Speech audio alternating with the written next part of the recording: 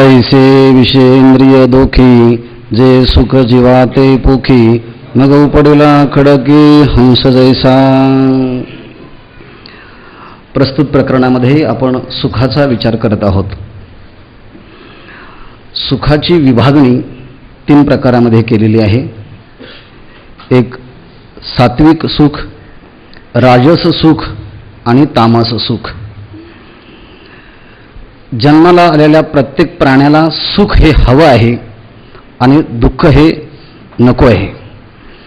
पण जरी सुखाची सर्व अपेक्षा करत असले तरी त्या सुखाच्या मध्ये काही गुणवत्ता आहे.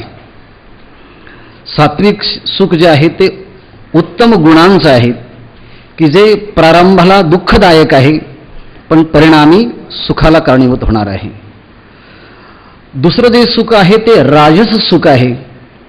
राजस सुख प्रारंभी अत्यंत सुखद आहेत परंतु परिणामी अत्यंत दुःखद आहेत. आणि तिसरं जे तामस सुख आहेत ते प्रारंभालाही दुःखदायक आहेत आणि अंतिमताही दुःखदायक आहेत.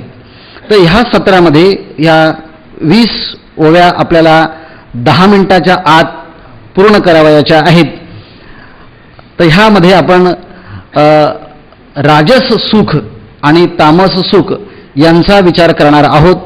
फक्त ओव्यांकडे आपण जर लक्ष दिलं तर आपण जितकं वेगाने होईल तितकं आपण करण्याचा प्रयत्न करू.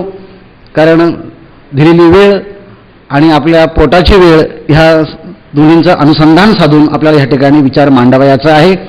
सर्व लक्ष आपण ओव्यांकडे दिलं, माझ्याकडे नाही दिलं तरच हे शक्य होईल. विषय आणि इंद्रिय यांच्या दोषातून जे सुख उत्पन्न होतं, जे जीवाला पुष्ट करतं, परंतु आकाशातून उडणाऱ्या राजहंसाला पाण्यामध्ये जणू काही आकाशातले नक्षत्र यांचं प्रतिबिंब पडावं आणि ते जणू काही मोती आहे असं म्हणून राजहंसाने त्या खडकावरती चोच मारावी आणि प्रतिबिंबाच्या ऐवजी प्रतिबिंब मोती न भेटता त्याला खडकाच्या त्या कठीणपणामुळे चोच रक्तबंबाळ व्हावी.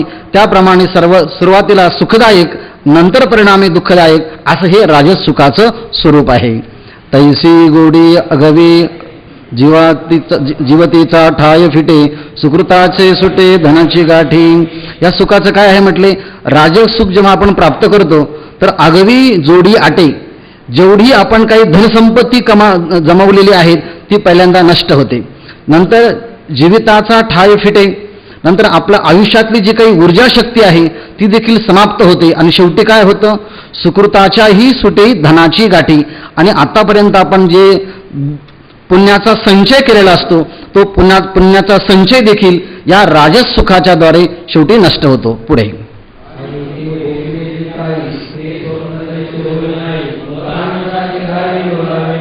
मग आपण जे काही राजस सुख जे उपभोगतो ते उपभोगलेलं सुख कसं आहे, म्हणजे कसं आहे, ज्याप्रमाणे स्वप्न ताबडतोब नष्ट होतं त्याप्रमाणे हे राजस सुख ताबडतोब नष्ट होतं आणि शेवटी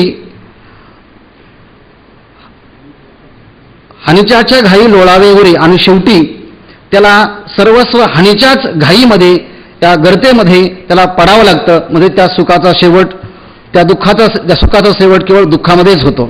आणखी काय होतं हे राजस सुख भोगत असताना,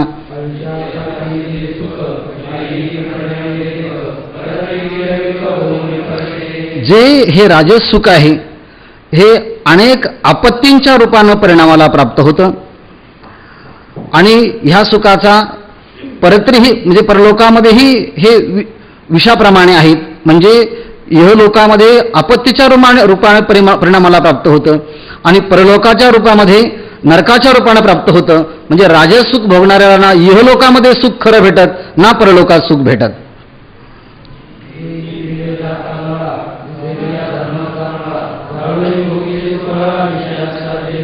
परंतु राजस सुख भोगत असताना एक महत्वाची गोष्ट घडते. इंद्रिय जाता लळा भिवल्या धर्माचा मळा. इंद्रिय जाता पंच ज्ञानेंद्रिय किंवा पंचकर्मेंद्रिय यांना सुख देण्याकरता धर्माचा मळा जर दिला तर इंद्रिय काय करतात म्हटले, धर्माचा मळा जाळून संपूर्ण धर्म जाळून टाकतात. असा हा विषयांचा सोहळा आहे. पुढे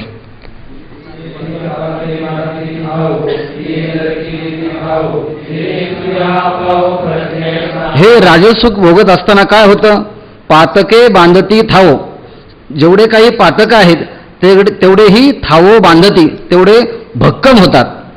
आणि भक्कम होऊन तिये नरके देते ठाव, त्या व्यक्तीला नरकामध्ये परमनंट कायम स्वरूपाचं स्थान देण्याकरता त्याची तजवीज करून ठेवतात.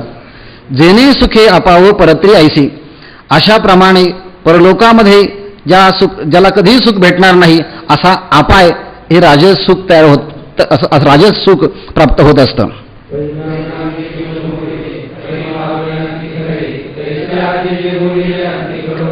जैसे मोहर का म्हणजे विषकंदाते अशी एक मागं आपल्याला येऊन गेली आहे. तसं एखादं जहर विष असावं आणि त्याला नाव मात्र अमृताप्रमाणे असावं. अमृताप्रमाणे जरी विषाला नाव असलं परंतु ते जर प्राशन केलं तर अंती मारुणी खरे, शेवटी ते विष त्या व्यक्तीला शेवटी मारूनच टाकतं. त्याप्रमाणे हे कसं आहे? तैसे आधी जे गोडिरे अंती कडू, त्याप्रमाणे सुरुवातीला अत्यंत गोड वाटतं पण परिणामी अत्यंत कडू असं जे स्वरूप आहे सुखाचं ते राजस सुख आहे.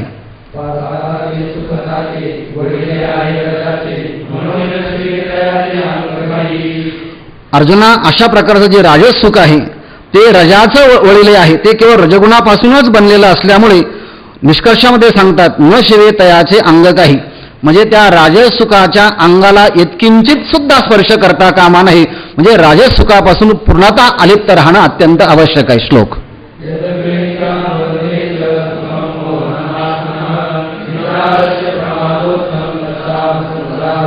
आता राजस सुख जे आहे, तामस सुख झालं, राजस सुखाचं वर्णन झालं, आता तामस सुखाचं वर्णन आहे.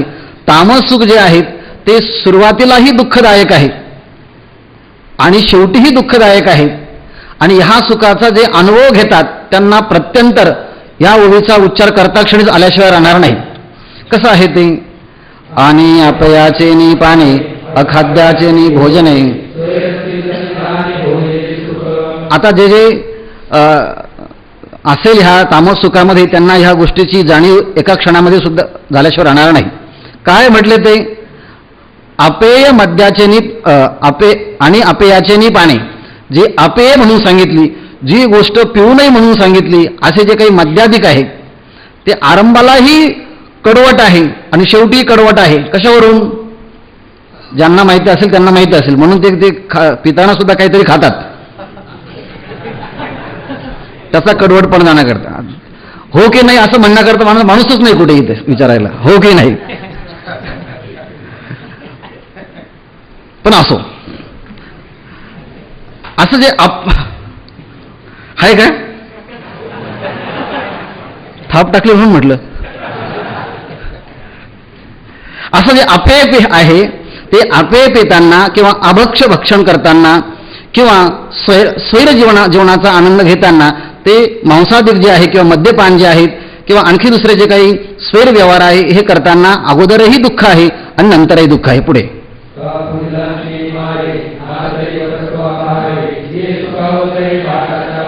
हे कसं आहे म्हटले? हे तामसिक सुख घेताना पहिल्यांदा पुढीलाचेनी मारे, पुढच्या माणसाचा समोर माणसाचा जीव घेतल्याशिवाय हे लोक सुखी होत नाही. किंवा ना तरी परस्वापहारे, दुसऱ्याचं धन जे आहे त्या धनाचा अपहार करून मग ते सुखी होतात. किंबहुना हे जे सुख आहे ना, जे सुख अवतरे भाटांची बोली, दुसऱ्यांचं गोड कौतुक करून जे सुख प्राप्त होतं ते सुख कसं आहे? सुद्धा तामस सुखच आहे.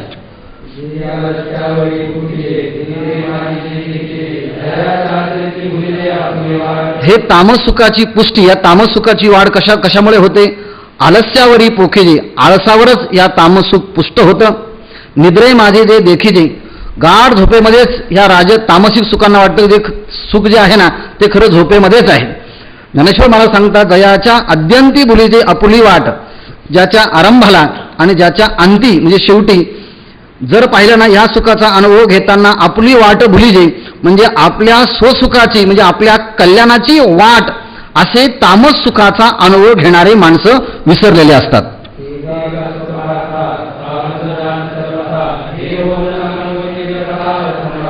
हे पार्था, हे तामस सुख आहे हे सर्व प्रकारे जाणावं म्हटलं हे सुख आहे असं तरी म्हणणं तरी शक्य आहे का? म्हटलं हे असंभाव्य आहेत.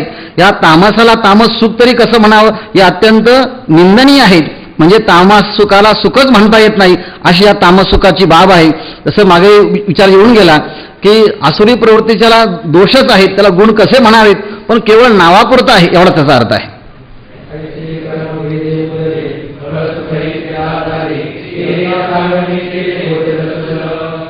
हे जे आहे ना, कर्माच्या मुद्दलाच्या भेदावरती ह्या सुखाचे राजसुख, तामस सुख आणि सात्विक सुख असे ते 3 प्रकार पडलेले आहेत.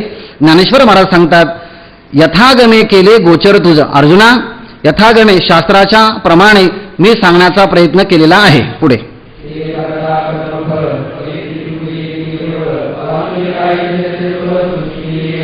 आता ते कर्ता, कर्म आणि त्या कर्माचं फळ, हे जे काही त्रिपुटी आहेत, ही सगळी त्रिपुटी ह्या जगामध्ये विचार जर केला तर सूक्ष्म विषयाच्या माध्यमातून असो किंवा स्थूल विषयाच्या माध्यमातून असो, या तिन्ही प्रकारच्या म्हणजे दोन्ही स्थूल जगात किंवा सूक्ष्म जगतामध्ये ही जे काही त्रिपुटी आहे, ही त्रिपुटी या 3 गुणांच्या मुळे प्रस्फुटित झालेली आहे.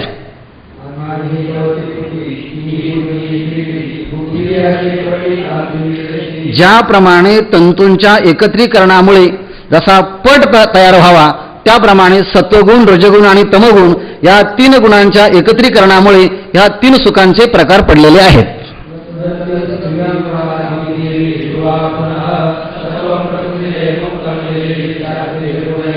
पृथ्वीमध्ये असो किंवा स्वर्गामध्ये असो, जेवढे काही प्रकार आहेत तेवढे सुद्धा प्रकार ह्या 3 गुणाच्याच मुळे पडलेले आहे. ज्ञानेश्वर महाराज वर्णन करतायत.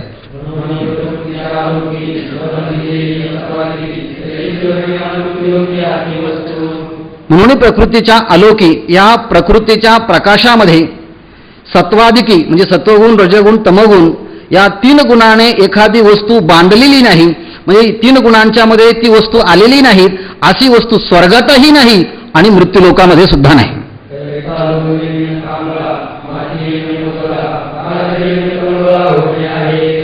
ज्याप्रमाणे घोंगडी पाहिली असेल, त्या लोकरीच्या शिवाय घोंगडी बनू शकत नाही, किंवा मातीच्या शिवाय चिखलाचा गोळा किंवा घट बनू शकत नाही, किंवा पाण्याच्या शिवाय लाटांना उत्पत्ती नाही, त्याप्रमाणे या 3 गुणांच्या शिवाय या जगामध्ये कोणत्याही वस्तूला अस्तित्व नाही. पुढे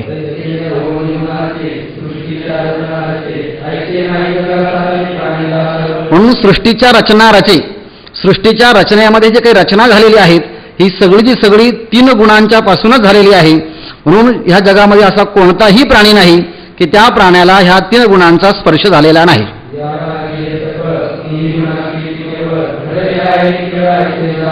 ह्या लागी हे सकळ, ह्या करता हे जगातले जेवढ्या काही वस्तू आहे ते कशा आहे म्हटले, तीही गुणांचेची केवळ या 3 गुणांपासूनच या सगळ्या वस्तू घडलेल्या आहे, असं निखिळपणाने अर्जुना तू जाण, असा या ठिकाणी संदेश आहे.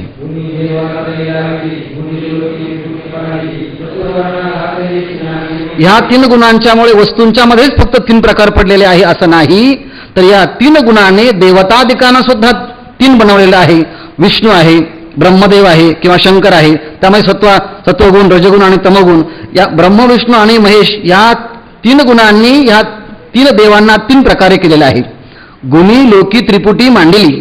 एवढंच नाही तर शेवटी ह्या गुणांच्या मुळेच आपल्याकडे चातुर्वर्ण्याची व्यवस्था निर्माण झाली आहे. चतुर्वर्णा घातली शिनानी उगळी, या वेगवेगळे जे काही प्रकार आहेत ना, ते ब्राह्मण, क्षत्रिय, वैश्य आणि शूद्र हे देखील त्यांच्या त्यांच्या गुणाप्रमाणे आणि कर्माप्रमाणेच यांचं प्रगटीकरण झालेलं आहे.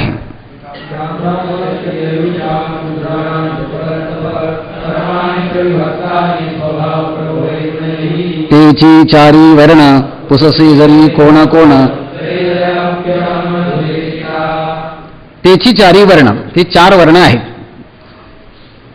म्हणजे मुगाचं वरण, डाळीचं वरण, याचं वरण, त्याचं ते वरण नाही, त्या ठिकाणी वर्णाचा विचार आलेला आहे.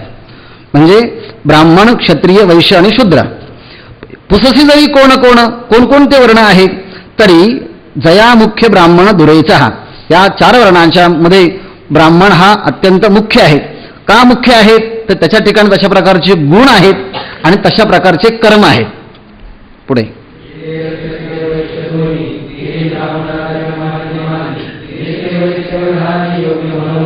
ह्याप्रमाणे क्षत्रिय वैश्य दोन्ही म्हणजे जसे ब्राह्मण आहेत तसे क्षत्रिय आणि वैश्य ते कसे म्हटले, तेही ब्राह्मणाचांची मानिजे मानी. जसा अधिकार त्यांना आहे तसा क्षत्रिय आणि वैश्य हे दोन जे वर्ण आहेत ते ब्राह्मणांच्याच प्रमाणे मानावेत, कारण त्यांना सुद्धा वेदाने वेदविहित कर्माचा अधिकारी आहेत असं म्हणून संबोधलेलं आहे.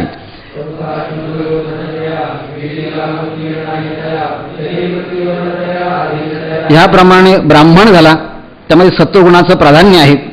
त्यानंतर क्षत्रिय आहेत त्यामध्ये रजगुणाचं प्राधान्य आहे. नंतर वैश्य आहेत त्यामध्ये सुद्धा रजगुणाचं आणि तमगुणाचं प्राधान्य आहे. आणि शेवटी जो आहेत त्यामध्ये किती प्रमाणामध्ये सत्वगुण रजगुण तमगुण आहे याचा स्वतंत्र विचार आहे, पण तो सगळा विचार करण्याकरता तूर्तस्थानी तो वेळ नाही. आणि हा विषय आधुनिक लोकांना मोठा वादविवादाचा आहे. बुद्धी प्रामाण्यावरती जीवन जगणारे जे आहेत ते म्हणतात की आम्हाला सुद्धा तुमच्याप्रमाणे बोलता येतं, पाहता येतं, सगळं काही व्यवहार करता येतो, मग आम्हाला तुम्ही ह्या वर्णाच्या मध्ये का पाडतात. हा असा जरी विषय असला तरी मुळातच विषय हा समजून घेण्यासारखा आहे. म्हणून शूद्र धनंजया वेदी लागे किर आणतया, याप्रमाणे ब्राह्मण क्षत्रिय आणि शूद्र असे जे 4 वर्ण आहेत त्यापैकी शूद्र जो आहे तो 3 वर्णांच्या अधीन आहे. याचा सविस्तर जो विचार आहे तो विचार मुळातच अभ्यासण्यासारखा आहे.